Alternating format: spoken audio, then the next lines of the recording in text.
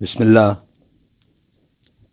بسم الله إن الحمد لله نحمده ونستعينه ونستغفره ونعوذ بالله من شرور أنفسنا من سيئات أعمالنا من يهد الله فلا مضل له ومن يضلل فلا هادي له وأشهد أن لا إله إلا الله وحده لا شريك له وأشهد أن محمدا عبده ورسوله أما بعد فإن خير الحديث كتاب الله وخير الهدي هدي محمد صلى الله عليه وسلم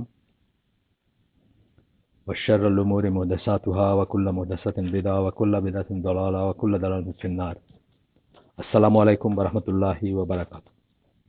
আকিদার পয়েন্ট পড়তেছিলাম আমরা। আকিদার অ্যাপ্লাইড আকিদা আমি নাম দিয়েছিলাম। এটা এটা আমার নিজস্ব নাম দেওয়া। বইয়ে যদিও যে বই থেকে আমরা পড়তেছিলাম সেই বই যদিও এভাবে দেওয়া নেই। তো তার একটা পয়েন্ট ছিল আল ওয়ালা ওয়াল বারা। সেই আল ওয়ালা আল বারা বারা এটা খুব ইম্পর্ট্যান্ট একটা জিনিস দেখে আমরা যে বইটা থেকে পড়তেছিলাম সেই বইটার অংশ শেষ করে মানে এই আল ওয়ালা আল বারা সম্বন্ধে যে লেখা ছিল সেটা শেষ করে আমরা একটা ছোট্ট পুস্তিকা বলা যায় এটা ডক্টর সালেহ আল ফৌজানের লেখা আল ওয়ালা ওয়াল বারা ফিল ইসলাম। এটা এটা শুরু করছিলাম আমরা গতদিন। আল ওয়ালা ওয়াল বারা ফিল ইসলাম। আপনারা হয়তো সৌদি আরবে যারা থাকেন তারা কালেক্ট করতে পারবেন চাইলে বইটা। যাই হোক, অন্যত্র হয়তো পাওয়া যায়। আমাদের কাছে সফট কপি ছিল এককালে, চাইলে কাউকে দিতে পারবো হয়তো আমরা। এটা থেকেই বোধহয় কপি করে সফট কপি বানানো হয়েছিল। কেউ কেউ যাদের আছে, মানে যারা চাইছেন এটা ছড়ায় দেওয়া অথবা আরো মানুষ জানুক তারা হয়তো এটাকে টাইপ করছিলেন আমার যতদূর মনে পড়ে।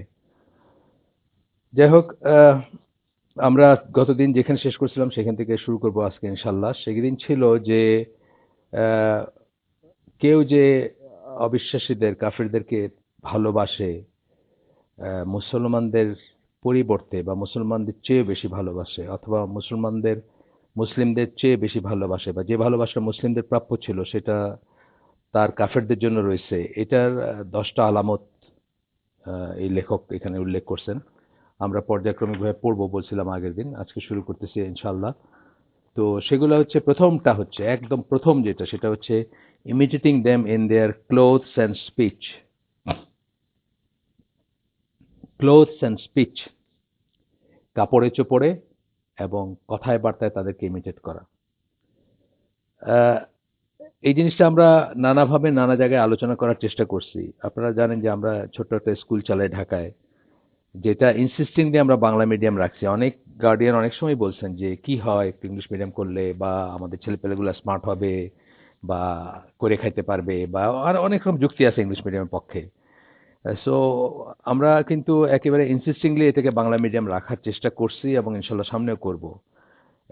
এই স্পিচটা এখানে যেভাবে বলছেন সেটা এই সেন্সে আর কি, যে একজন তার প্রয়োজনের জন্য ইংলিশ ল্যাঙ্গুয়েজ শিখবে, সেটাতে সমস্যা নাই। যেমন আমি অনেকবার বলছি, হয়তো আপনাদের কেউ কেউ জানেন, হয়তো আমি হালাকা সমূহে বলছি যে আমি যখন প্রথম বড় একটা যাই দেশের বাইরে, আমি জাপান গেছিলাম, একটা জাহাজের টেক ওভার ছিল। এটা অনেক আগের কথা, 79-এর ডিসেম্বরের কথা এটা। তো সে সময় আমি জাপান এয়ারলাইন্সে চড়লাম। আমি দেখলাম যে সমস্ত কাজকর্ম তারা চালায় নিচ্ছে জাপানিজ ল্যাঙ্গুয়েজে। শুধু যেটুকু ইংলিশ না জানলে নয় সেটুকু তারাও জানে এবং সেটুকু তারা বলতেছে বা ইউজ করতেছে। বাট তাদের বেসিক ল্যাঙ্গুয়েজ হচ্ছে, তাদের ইঞ্জিনিয়ারিং, তাদের অঙ্ক, তাদের অ্যারোনটিক্স সবকিছুই হচ্ছে জাপানিজ ভাষায়। তো এই উদাহরণটা আমি এই জন্য দিলাম যে আমরাও বাঙালি হিসাবে যেটুকু ইংলিশ না জানলে নয় সেটুকু তো আমরা শিখবো, বা ল্যাঙ্গুয়েজ হিসাবে ইংলিশ শিখবো। কিন্তু একটা পার্ট অফ লাইফ, কালচার এবং ওয়ার্ল্ড ভিউ হিসাবে ইংলিশ মিডিয়ামের যে ব্যাপারগুলো আছে সেগুলো আমাদের চিন্তায়, চেতনায়, চরিত্রে থাকবে। এটা আল ওয়াল আল বাড়ার এগেনস্টে যায়। এটা এখানে বলছেন যে imitating them in their clothes. Clothes বলতে সত্যি সত্যি যদি কোনো কাপড় যেটা এখন পরা মানি সেটাতে আহ, কুফফার বা কাফেরদের মতো আমাদেরকে লাগে বা মনে হয়, সেগুলো আমরা অবশ্যই পরিত্যাগ করব।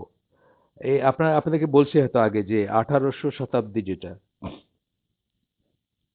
1800 বলতে 1800 শতাব্দী, ঊনবিংশ শতাব্দী বলবো আমরা, কিন্তু 1800 প্লাস যেটা, যেটা আমরা গণনা করি, ধরুন 1880 বলি, 1890 বলি, সেটা সেই শতাব্দীর শেষের দিকে ইজিপ্টের একজন গ্র্যান্ড মুফতি ছিলেন মোহাম্মদ আব্দু। উনি অনেক কিছুই মডার্নাইজ করছেন ইসলামের এবং অনেক ক্ষতিকর কাজ করছেন। তার ভিতরে একটা কাজ ছিল এটা যে ওয়েস্টার্ন ড্রেসটাকে কিন্তু যেমন ধরেন স্যুট অথবা প্যান্ট বা টাই বা এই সমস্ত জিনিসগুলোকে কিন্তু তখনও হারাম ভাবা হইতো এবং সত্যিকার সেন্সেই হারাম ছিল সেগুলা।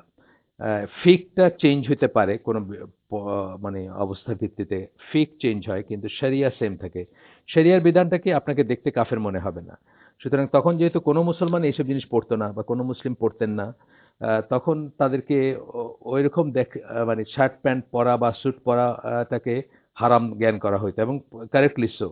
কিন্তু উনি একটা করলেন, ফতোয়া দিয়ে এটাকে জায়েজ করে দিলেন যে না এটা তো মানে এমন গর্হিত কিছু না। আস্তে আস্তে মানুষ পড়তে শুরু করলো।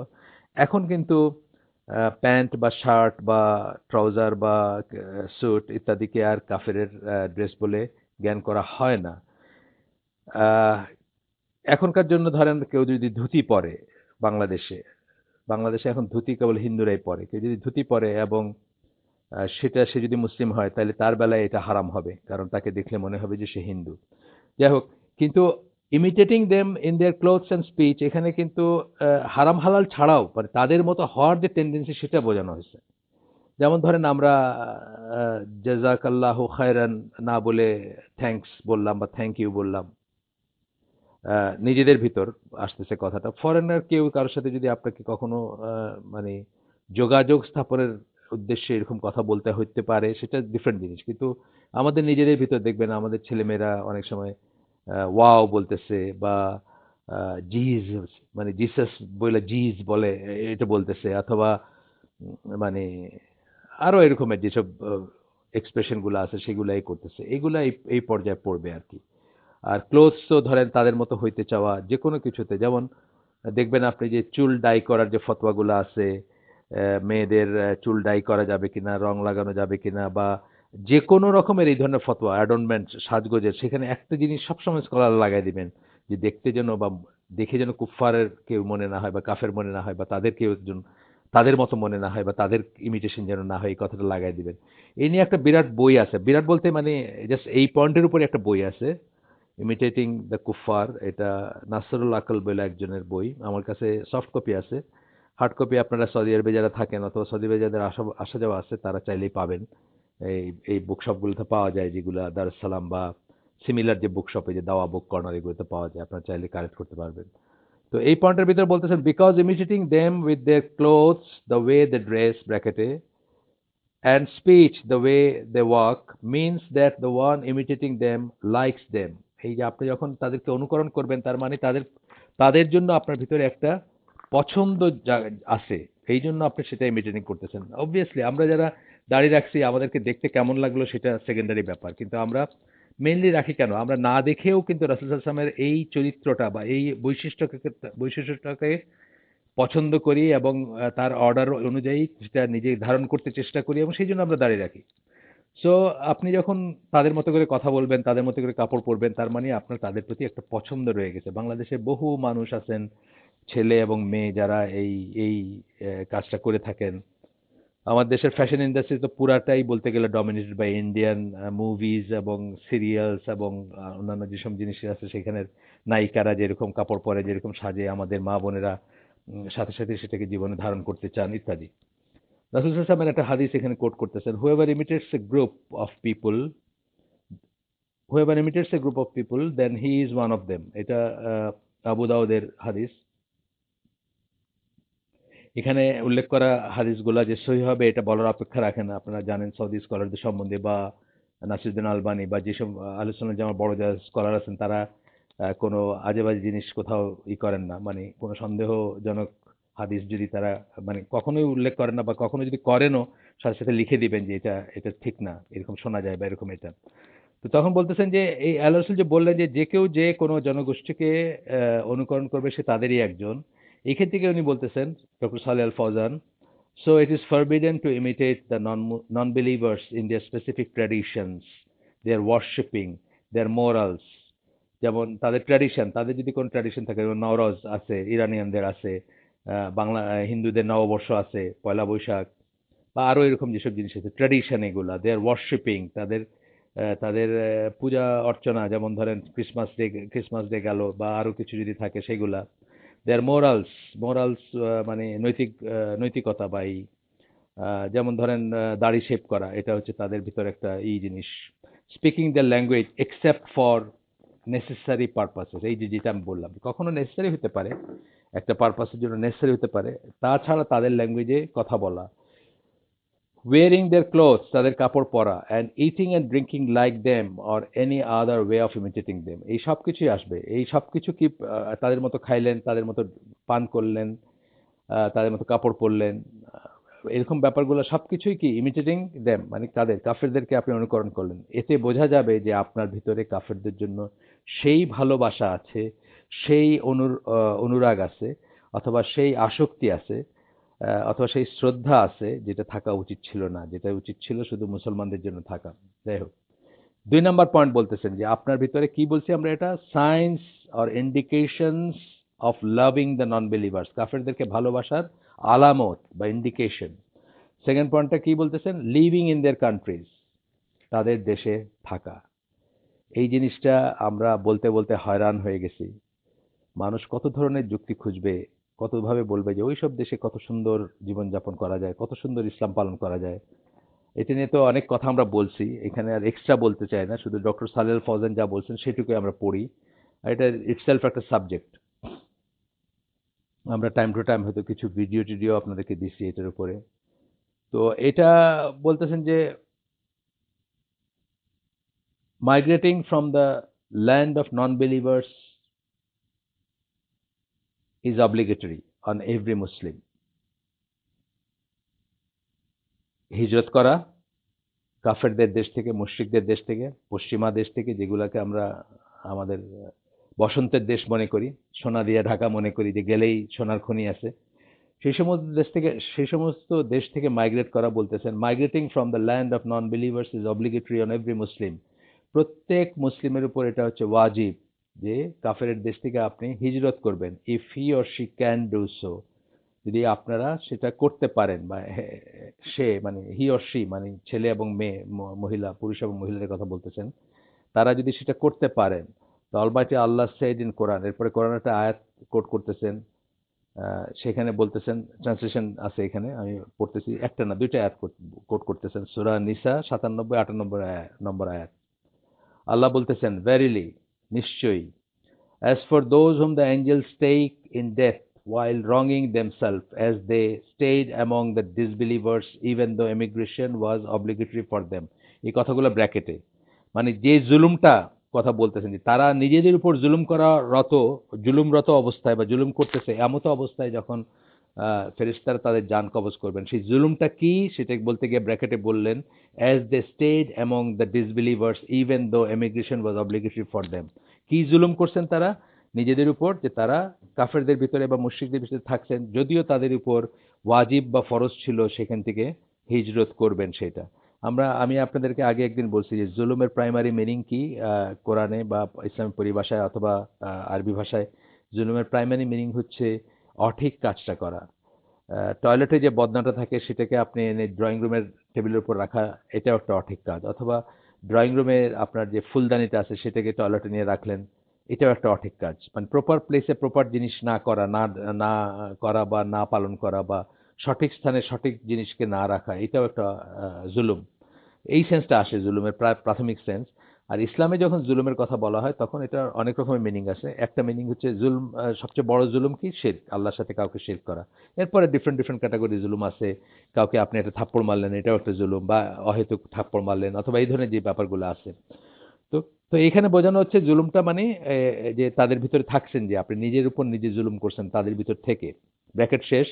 দে, এখানে আবার ব্র্যাকেট আছে, দে মানে তারা, তারা মানে কারা, ফেরেশতারা, অ্যাঞ্জেলস ব্র্যাকেটে দেওয়া আছে। দে সে টু দেম, তারা তাদেরকে বলে, কাদেরকে, যাদের জান কবজ করতে আসছেন তাদেরকে বলেন, in what condition were you, তোমাদের অবস্থা কি ছিল, কি অবস্থা ছিল তোমাদের, মানে যাদের প্রাণ হরণ করতে আসছেন, যারা কাফের দেশে বসবাস করতেছে তাদেরকে বলেন। দে রিপ্লাই, তারা উত্তর দেয়, we were weak and oppressed on earth. আমরা দুর্বল ছিলাম এবং নির্যাতিত ছিলাম পৃথিবীতে। আমাদের উপর আমরা দুর্বল এবং নির্যাতিত ছিলাম। ইট ইট ইট ক্যান হ্যাপেন।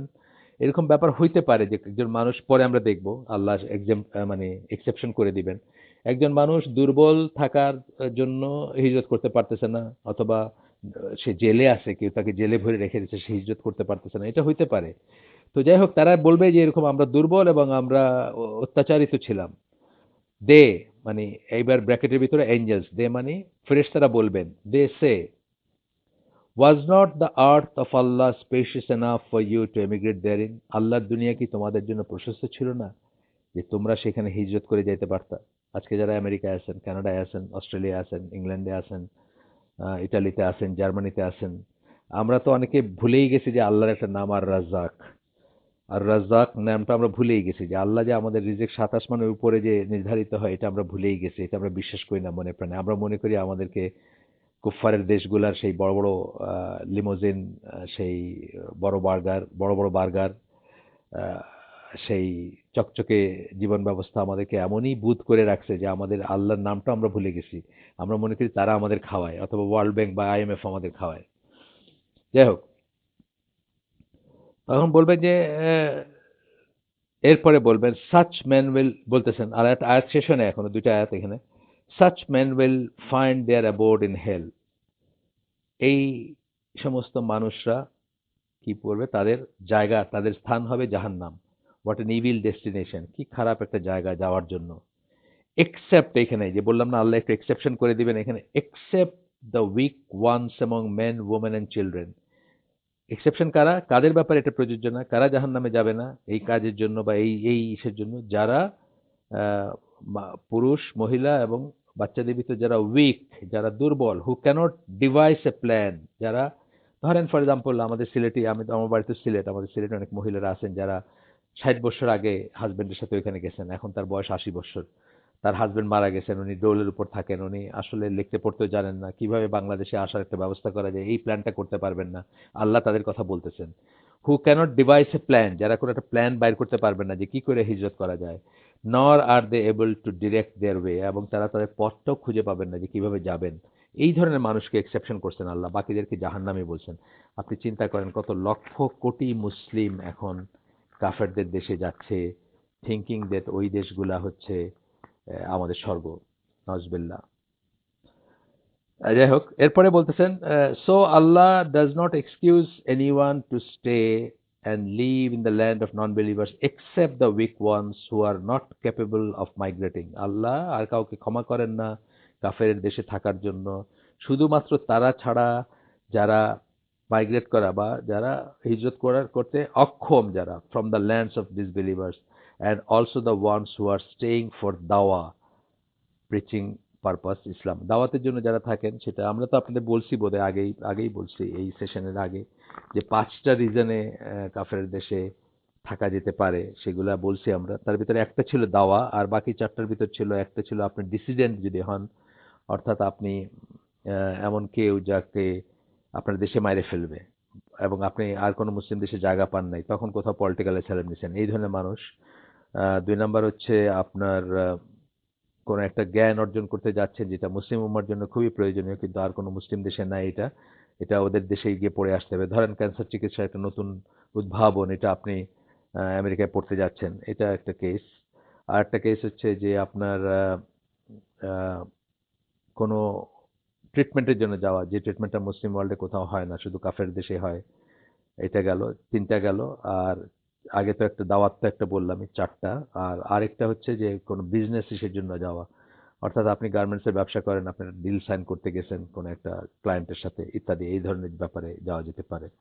আচ্ছা, আমরা কি পড়তেছিলাম যে চিহ্ন বা আলামত যেগুলো থেকে বোঝা যাবে যে আপনার তাদের প্রতি সেই ভালোবাসা আছে কাফেরদের প্রতি যেটা থাকার কথা না। 3 নাম্বারটা হচ্ছে travelling to their land for vacations. কি করে বোঝা যাবে? আপনি যদি ছুটি কাটাইতে কাফের দেশে যান, ছুটি কাটাইতে কাফের দেশে যদি যাওয়ার টেন্ডেন্সি থাকে আপনার ভিতরে। আমাদের দেশে বহু মানুষ আছে যারা ছুটি কাটাইতে, ইভেন ঈদের শপিং এর জন্য, কেউ গরিব যারা তারা ইন্ডিয়া যায়, একটু বড়লোক যারা তারা থাইল্যান্ড যায়, আরো বড়লোক যারা তারা আমেরিকাতে যায়, শুধু ঈদের বাজার করতে যায়। এই জিনিসগুলা প্রতীয়মান করে যে আপনার তাদের প্রতি ভালোবাসা আছে, যে ভালোবাসা থাকা উচিত ছিল না। এখানে দেখেন, অনেকেই জানি না আমরা, যে আমি আপনাদেরকে বলছি বোধহয় যে আমার খুব শখ ছিল, আমার বাড়িতেও সিলেট, আমার আত্মীয়স্বজন, বেশ কিছু আত্মীয়স্বজন আছেন যারা ইন্ডিয়া পড়ে গেছেন, আমার ক্লোজ আত্মীয়স্বজনই আছেন। তো আমার একটা ইচ্ছে ছিল যে আল্লাহ যেদিন পয়সা দিবেন অথবা অবকাশ দিবেন, অবসর দিবেন, সেদিন আমি আপনার শিলং হয়ে, মানে জাফলং, শিলং বা তামাবিল এদিক দিয়ে একটু গিয়ে ইন্ডিয়ান ইস্টার্ন সাইডটা দেখবো, মানে আসাম এবং মেঘালয় এই জায়গাগুলো দেখবো, যেগুলোর প্রতি আমার খুব একটা সফট কর্নার ছিল সারা জীবনই। কিন্তু আমি যখন এই ফতোয়াটা জানছি, জানার পরে কিন্তু আমি সেই সেই ইটা অ্যাবান্ডন করছি, সেই আশা, সেই ইটা বাদ দিছি। কারণ বেসিক্যালি কাফের দেশে বাড়িতে যাওয়াটা না জায়েজ, হারাম। এখানে বলতেছেন, ডক্টর সালেহ আল ফৌজান বলতেছেন, traveling to the land of non-believers is forbidden except for necessities such as seeking medical treatment. এটা আমি যেটা বললাম, মেডিকেল ট্রিটমেন্ট বললাম আপনাকে, কমার্স বললাম, or seeking knowledge in subjects which can only be taught in their countries. একটু আগে আমি বলে ফেলছি আপনাদেরকে এইগুলো আমি। সেই সব ছাড়া travelling to the land of, travelling যে বেড়াইতে যাওয়াটাও নিষেধ, বা এমনি সময় যাওয়াটাও নিষেধ, বুঝছেন না? শুধু এই সমস্ত জিনিসগুলোর জন্য, যেটা শুধুমাত্র তাদের দেশে আছে, আগেই বলছি, আমি বলে ফেলছি। So it is permitted to travel to their land for this purposes. এই সমস্ত পারপাসে কি কি বললে, যে সিকিং নলেজ বলছি, তারপরে মেডিকেল ট্রিটমেন্ট বলছেন, তারপরে কমার্শিয়াল ইস্যুর কথা বলছেন, যে আপনার কমার্সের জন্য বলছেন, যা যা আমি বলছি আর কি, এটা পারমিটেড। কিন্তু বলতেছেন but as soon as the purpose is over, যে সাথে সাথে পড়া শেষ হলো, সাথে সাথে আপনি চলে আসবেন নিজের মুসলিম দেশে।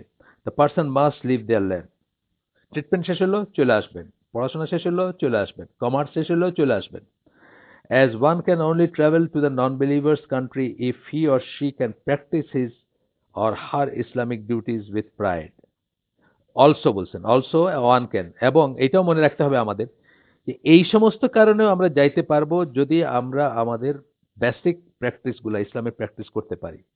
অর্থাৎ আমার যদি দাড়ি থাকে, আমি দাড়ি রেখে যেতে পারবো। আমার যদি হিজাব থাকে, আমি হিজাব রেখে যেতে পারবো। আমি যদি আমার আমার নামাজ পড়ার জায়গা থাকবে, আমার জুমার জায়গা থাকবে, বা ইত্যাদি। চোরের মতো থাকবো না আমি। তো বলতেছেন, also one can only travel to the non believers country if he or she can practise his or her Islamic duties with pride. মাথা উঁচু করে যদি আপনি আপনার ইসলামিক কর্তব্যগুলো পালন করতে পারেন, তবেই আপনি কাফের দেশে ওই সমস্ত কারণে যাইতে পারেন, যে কারণগুলো আমি আগে বললাম আপনাদের। Also, it is permitted and even obligatory sometimes to travel to their land for dawa purpose. এটা আগেই বলছি আমরা, আবার এখানে বলছেন যে কখনো পারমিটেড, এটা পারমিটেড যাওয়াটা, এবং কখনো অব্লিগেটরি। যেমন ধরেন একটা দেশে কোনো মুসলিম নাই, আপনি একমাত্র মুসলিম ছিলেন, একটা মসজিদ চলতো, আপনি চালাইতেন, আপনি চলে আসলে মসজিদ বন্ধ হয়ে যাবে। আপনি ভ্যাকেশনে আসলেন, আপনার ফিরে যাওয়াটা অব্লিগেটরি হইতে পারে কোনো কোনো ক্ষেত্রে, এইরকম ক্ষেত্রে।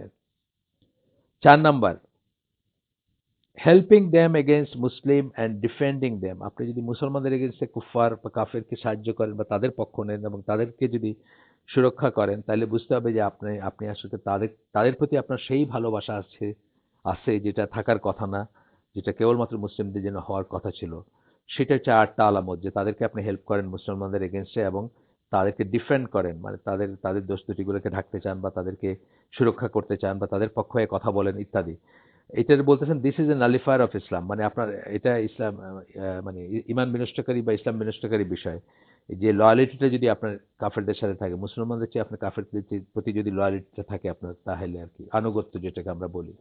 5 number, seeking their help, taking them as consultants, trusting and assigning them to high management position.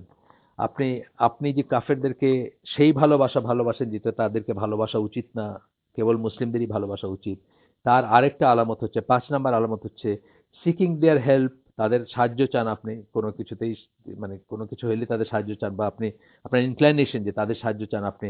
Taking them as consultants, তাদেরকে আপনি উপদেষ্টা হিসাবে গ্রহণ করেন। Trusting and assigning them to a high management position, আপনি তাদেরকে ট্রাস্ট করেন, ভরসা করেন, বিশ্বাস করেন, এবং হাই ম্যানেজমেন্ট পজিশন, মানে ধরেন ফর এক্সাম্পল আর্মির চিফ, কথার কথা, অথবা টেলিফোন ডিপার্টমেন্টের হেড, বা এই ধরনের পজিশনগুলা যেগুলো ট্রাস্টের ব্যাপার আছে, সেইগুলাতে আপনি যদি তাদেরকে বসান, তাহলে বুঝতে হবে যে which will give them access to confidential matters of the Muslim, যেগুলা মুসলমানদের কনফিডেন্সিয়াল ম্যাটার, গোপন তথ্য বা যেগুলো সুরক্ষা করা ব্যাপার আছে, যেগুলো ক্লাসিফাইড, সে সমস্ত ব্যাপারগুলোতে তাদেরকে অ্যাক্সেস দিলেন, তাদেরকে করতে করতে দিলেন, মানে তাদের জন্য খুলে দিলেন। সেটা বোঝা যাবে যে আপনার তাদের প্রতি সেই ভালোবাসা আছে যে ভালোবাসা তাদের প্রতি থাকার কথা না। এটা ছিল ফিফথ পয়েন্ট। এখানে উনি একটা বড় দলিল দিচ্ছেন, আমি পড়বো এটা, কারণ এই আয়াতটা আমি দেখছি যে অনেক ভালো ভালো মানুষ বা অনেক জ্ঞানী মানুষ বা অনেক আলেম শ্রেণী মানুষ তারাও কিন্তু এটা খেয়াল করেন না। হয়তো খেয়াল করেন এক ধরনের, কিন্তু এটা যে কত সিভিয়ার বা কত সিরিয়াস জিনিস এটা হয়তো খেয়াল করেন না। আমার এক্সপিরিয়েন্স আমি তাই দেখছি। তাই আপনাদের সাথে একটু ডিটেলস আমি পড়বো কোরআনের দুইটা আয়াত, 118 এবং 119, 118, 19, 20, সরি, তিনটা আয়াত। সূরা আলে ইমরান 3 নম্বর সূরা, 118, 119, 120, তিনটা আয়াত। এখানে বলতেছেন কি দেখেন, আমি আয়াতটা পড়তেছি। ও হু ও ইউ হু বিলিভ, এটা আমরা অনেক আয়াতের শুরু এইভাবে, ইয়া আইয়ুহাল্লাযিনা আমানু টেক নট অ্যাজ ইয়োর বিতানা। কোরআনের ওয়ার্ডটা হচ্ছে বিতানা, তোমাদের বিতানা হিসাবে গ্রহণ করো না দোজ আউটসাইড ইয়োর রিলিজিয়ন। প্রথমে বিতানার ব্র্যাকেটে লিখছেন অ্যাডভাইজার্স, কনসালটেন্টস, হেল্পার্স, ফ্রেন্ডস, পরামর্শদাতা, কনসালটেন্ট যাদেরকে আমরা বিশেষজ্ঞ মনে করি, হেল্পার্স সাহায্যকারী, ফ্রেন্ড বন্ধু হিসাবে গ্রহণ করো না দোজ আউটসাইড ইউর রিলিজিয়ন, তোমাদের দিনের বাইরে যারা আছে। ব্র্যাকেটে দিচ্ছেন পেগানস, জুজ, খ্রিশ্চিয়ানস অ্যান্ড হিপোক্রেটস। পেগানস বলতে মূর্তি পূজক যারা আছে, হিন্দু থেকে শুরু করে দুনিয়া যত মূর্তি পূজক যেখানে আছে সবাই আসবে এটার আন্ডারে। জুজ, খ্রিশ্চিয়ানস, জুজ ইহুদি, খ্রিশ্চিয়ান এবং হিপোক্রেটস মুনাফিক যারা। আপনি যদি জানেন যে কেউ মুনাফিক, মানে তার আসলে সে ইসলামে বিশ্বাস করে না, কিন্তু জাস্ট সুবিধার জন্য নিজেকে মুসলিম বলে বলে বা নাম লেখায়, এরকম যদি মনে করেন। Since they will not fail to do their best to corrupt you, তারা তোমাকে ধ্বংস করার বা তোমাকে নষ্ট করার কোনো সুযোগ তারা ছাড়বে না। আল্লাহ বলে দিচ্ছেন কিন্তু আপনাকে, চিন্তা করেন, মানে আল্লাহ আমাদের জন্য কত কত রকমের দিক নির্দেশনা দিচ্ছেন ডেইলি লাইফের, যে আমরা যদি এগুলো জাস্ট মনে রাখতাম তাহলে আমরা যে ট্র্যাপগুলোতে পড়ি ওগুলোতে পড়তাম না। They desire to harm you severely, তারা তোমাদেরকে কঠিন ক্ষতি করতে চায়, তোমাদের কঠিনভাবে তোমাদের ক্ষতি করতে চায়। Hatred has already appeared from their mouths, তাদের মুখ থেকে অলরেডি ঘৃণা ছড়ায় পড়ছে। আপনি হয়তো জানেন যে এই যে ছোট বুশ যে সেপ্টেম্বর 11-এর সময় কি বলছিল, কি বলছিল, সে তো ক্রুসেড বলছিল, যে এটা তার ক্রুসেড, আমাদের এগেনস্টে যেটা করবে সেটা ক্রুসেড। আবার বলছিল যে আমরা হয় তার সাথে আছি নাহলে টেরোরিস্টদের সাথে আছি, অর্থাৎ দুনিয়াতে আমাদের একটাই চয়েস, যে তার সাথে থাকতে হবে, আর না হইলে আমরা সবাই টেরোরিস্ট। এই কথা তো ফেরাউনে সেম কথা বলছিল আর কি। ফেরাউন একই কথা বলছিল তার জাদুকররা যখন মুসলমান হয়ে গেল, মুসলিম হয়ে গেল, মুসার রিলিজেনে, মুসা আলাহ সাল্লামের রিলিজেনে যখন দাখিল হয়ে গেল, তখন সে একই কথা বলছিল। তো যাই হোক, কি বলছে, hatred is already appeared from their mouth, তাদের মুখ থেকে অলরেডি ঘৃণা আসছে, ইহুদি খ্রিস্টানের মুখ থেকে অথবা কাফের মুশরিকদের মুখ থেকে মুসলমানদের প্রতি যে ঘৃণা বা হিংসা, ঘৃণা, জিঘাংসা, প্রতিহিংসা যাই বলেন, সেগুলো অলরেডি বের হয়ে আসছে। But their breast conceal but what their breast conceal is far worse, এবং কিন্তু তাদের বুকের ভিতরে যেটা লুকানো আছে, অন্তরে যেটা লুকানো আছে, সেটা এর চেয়ে অনেক খারাপ। Indeed, we have made plain to you the ayat, if you understand. নিশ্চয়ই আমরা তোমাদের কাছে আয়াত বা চিহ্ন বা নিদর্শনগুলোকে, প্রমাণগুলোকে পরিষ্কার করে দিছি, যদি তোমরা সেটা বুঝতে, যদি তোমরা সেটা জানতে, যদি তোমরা সেটা খেয়াল করতে। You are the ones who love them but they love you not, তোমরা তাদেরকে ভালোবাসো কিন্তু তারা তোমাদেরকে ভালোবাসে না। আমরা ব্রিটিশ হইতে চাই, চলনে বলনে চিন্তায় চেতনায় কাপড়ে, খালি চামড়ার রংটা চেঞ্জ করতে পারি না। আমরা ব্রিটিশ হইতে চাই, আমরা আমেরিকান হইতে চাই, আমরা আমরা কানাডিয়ান হইতে চাই, কিন্তু বলতেছেন কি, আল্লাহই বলে দিচ্ছেন তোমরা তাদেরকে ভালোবাসো, তারা কিন্তু তোমাদেরকে ভালোবাসে না। And you believe in all the scriptures, তোমরা সকল আসমানি কিতাবে বিশ্বাস করো, যেটা আমাদের ইমানের একটা পয়েন্ট, যে আমরা সকল আসমানি কিতাবে বিশ্বাস করবো। While they disbelieve in your book the Quran, কিন্তু তারা তোমাদের কিতাবে অবিশ্বাস করে বা বিশ্বাস করে না। And when they meet you they say we believe, যখন তোমাদের সাথে দেখা হয় তখন তারা বলে উই বিলিভ, আমরা বিশ্বাস করি। যদিও আমাদের বিশ্বাস করে না, কিন্তু আপনারা জানেন ইন্টারফেথ ডায়ালগের নামে অনেক কিছু হইতেছে, যেখানে তারা প্রতীয়মান করার চেষ্টা করতেছে যে আমরা সব ভাই ভাই, আমরা আব্রাহামিক ফেইথ বা ইব্রাহিম আলাহ সাল্লামের থেকে বের হয়ে আসা যে বংশধর তাদের দিনের উপর সবাই আমরা ইহুদিরা, খ্রিস্টানরা এবং আমরা মুসলিমরা, সো আমরা সবাই ভাই ভাই। মানে এই ইন্টারফেথ ডায়ালগ এবং একসাথে কাজ করার মানে গিভ অ্যান্ড টেকের একটা ব্যবস্থা করতে চায় তারা, মানে ভাবটা দেখায় যে আমরা তো সবাই বিশ্বাসী আর কি। And when they meet you they say we believe, but when they are alone, কিন্তু তারা যখন একা থাকে, they bite the tips of their fingers at you in rage, রাগে তারা আঙ্গুল কামড়াইতে থাকে। জানেন এই যে সৌদি আরব দেশটাকে তারা তো ডিসমেন্টল করতে চায় আসলে, সত্যিকার কথা যেটা। এই সমস্ত ওয়েস্টার্ন মিডিয়া কিন্তু এটার পিছনে এই জন্য লাগে যে তারা তারা মনে করে যে এটা হচ্ছে কোর আমাদের দিনের একদম একদম সেন্টার বা একদম হার্ট। এটাকে যদি ডিসমেন্টল করতে পারে, এটাকে যদি নষ্ট করতে পারে, তাহলে দিনটাকে নষ্ট করে ফেলা যাবে।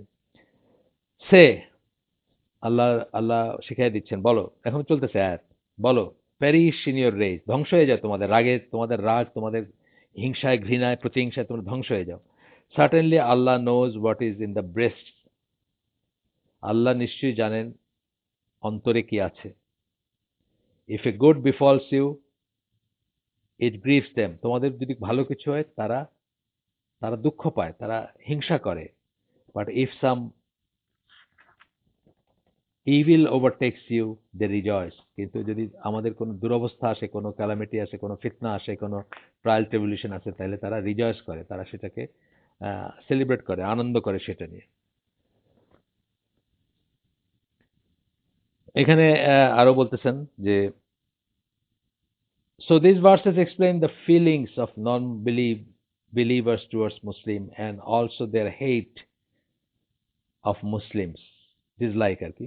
তো এই এই আয়াতগুলো থেকে আপনি বুঝবেন যে কাফেররা আমাদেরকে কিভাবে দেখে এবং তারা আমাদের যে আমাদেরকে যে অপছন্দ করে সেটা, their hate of Muslim and their planning to harm them, এবং তারা ধান্দায় থাকে কিভাবে আমাদের ক্ষতি করতে হবে।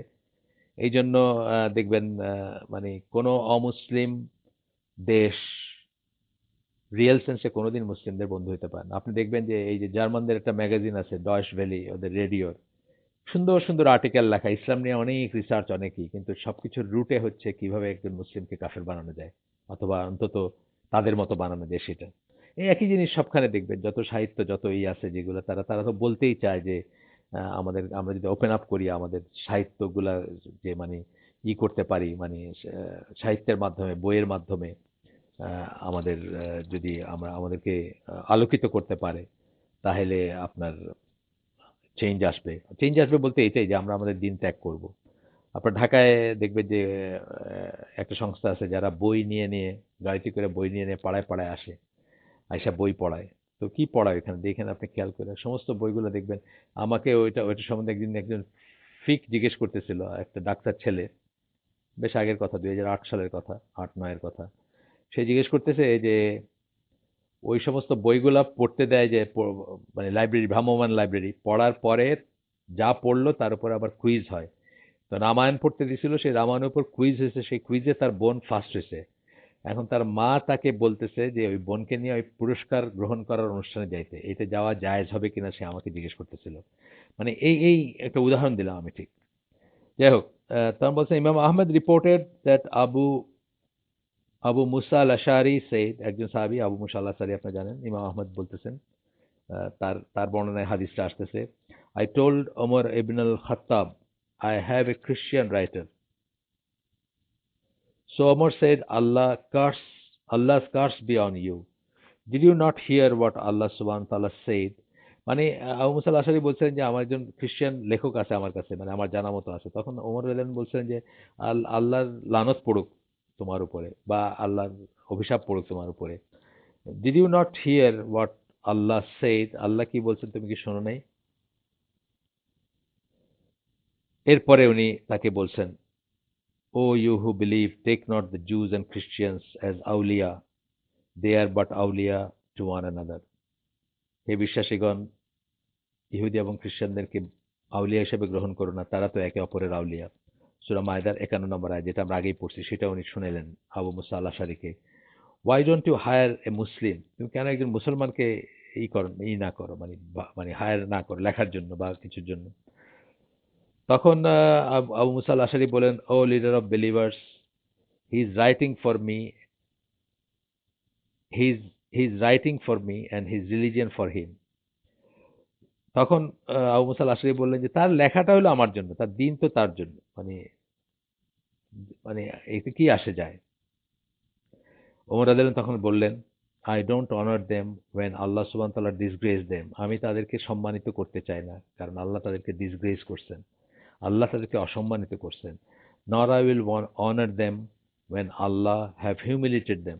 আল্লাহ তাদেরকে হিউমিলেট করছেন, নিগৃহীত করছেন, ছোট করছেন, বেইজ্জত করছেন। সেখানে আমি তাদেরকে সম্মান দিব না। Not do I bring them close to me after Allah has kept them away. আমি তাদেরকে আমার কাছে আনবো না যখন আল্লাহ তাদেরকে দূরে সরাই দিচ্ছে।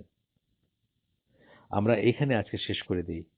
যদিও যদিও আমরা খুব একটা প্রোগ্রেস করি নাই, 5টা পয়েন্ট পড়ছি আমরা, কিন্তু আস্তে ধীরে যাই, আমরা বুঝে বুঝে জেনে শুনে যাই। সুবহানাকা আল্লাহুম্মা বিহামদিকা আশহাদু আল্লা ইলাহা ইল্লা আনতা আস্তাগফিরুকা ওয়া আতুবু ইলাইক। আমরা যে শুনলাম তার ভিতরে ভালো কিছু শুনে থাকলে সমস্ত প্রশংসা আল্লাহর, আলহামদুলিল্লাহ, এবং খারাপ কিছু শুনে থাকলে সমস্ত ব্যর্থতা আমার, এবং সেটা শয়তানের তরফ থেকে। আল্লাহ আমাদেরকে তৌফিক দেন যা শুনলাম তা জীবনে বাস্তবায়িত করার এবং তার উপর জীবন ধারণ করার। আজকে অনেক বোঝার ব্যাপার ছিল, অনেক অনেক অনেক রিয়েলাইজ করার, মানার, জানার ব্যাপার ছিল। আমরা অনেক প্রোগ্রেস হবে যদি আমরা এইটুকুকে শুধু জীবনে ধারণ করতে পারতাম। আল্লাহর কাছে আমরা চাই যে আল্লাহ যেন আমাদেরকে তৌফিক দেন। আসসালামু আলাইকুম ওয়া রাহমাতুল্লাহি ওয়া বারাকাতুহু।